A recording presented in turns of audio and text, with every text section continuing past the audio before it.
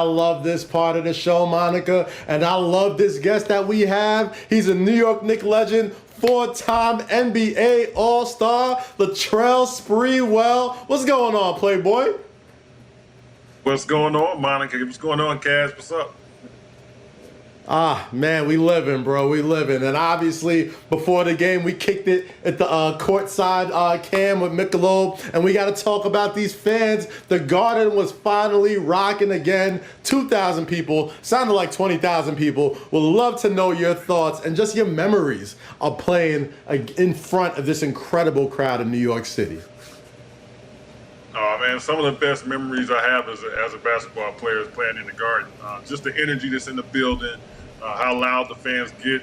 I mean, I'll never forget how loud it was in that building when LJ hit that four-point play. I think it was the loudest I've ever heard it in any arena in my whole entire career. So, I mean, it's no other place like the Garden, man. So it was nice to see some fans in there, even if it was only 2,000. All right, so they were there to see a game versus the Golden State Warriors, who came into town, stole a victory 114-106 spree. But during the course of the game, I tweeted, Steph Curry is just unfair. Like, it's just unfair. Yeah, what can you say? Steph is the chef. He was cooking tonight. I mean, that's what he does. I mean, you got to try to double him when you can. Really want to try to force the ball out of his hands. I'm sure they had a decent game plan, but, you know, that stuff goes out the window when a guy like Steph gets rolling. There's nothing you can do. So I mean, what can you say? That's Steph Curry. He does it to everybody in the league.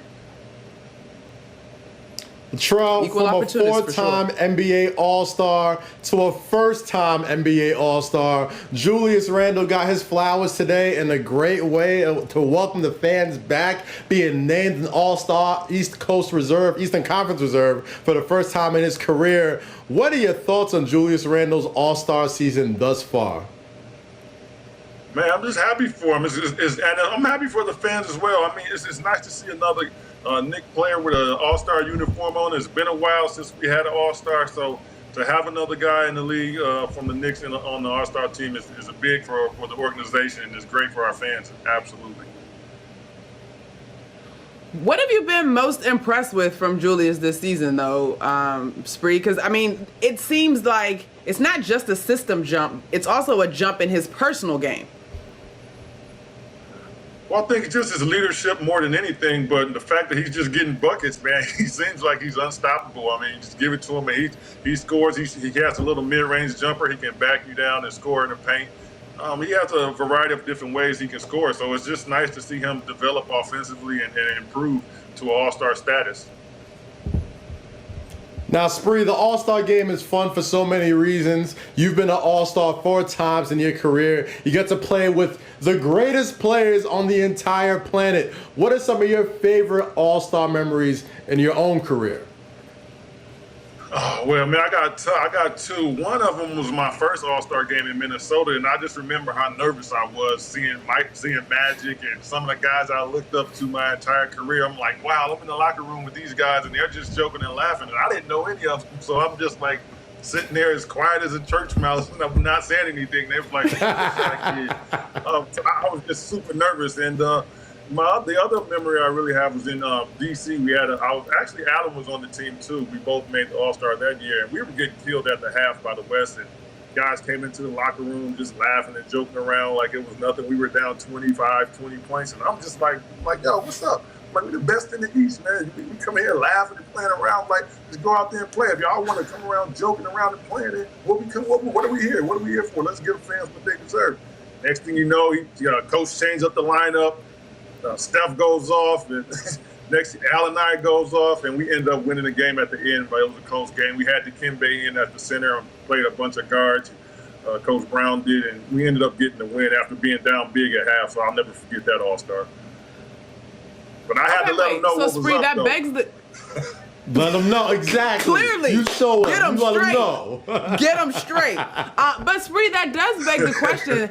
All-Star, I mean, clearly you guys are all competitive, right? But All-Star is also this fun event. How do you kind of weigh out actually competing versus having fun? Like, are guys going hard? Like, I love the Elam ending where it stands now, but you guys had a regular game. Yeah, we were playing to win. I mean, everyone I was ever involved in, we always wanted to win. Obviously, we wanted to have fun, and we didn't want anybody to go out and get hurt. So, I mean, if a guy was wide open on the break or something, you weren't trying to give him a hard foul or anything like that. But, I mean, you were playing defense. You were playing to win. And especially in the fourth quarter, if the game was close, I mean, you were getting the ball to whoever's hot, and you want them to score. So, I mean, it was competitive for us. And, when you got a bunch of guys that are at the top of their game and some of the best players in the league, everybody wants to win. So guys are too competitive. So like I said, for us, we always wanted to win. All right, Spree.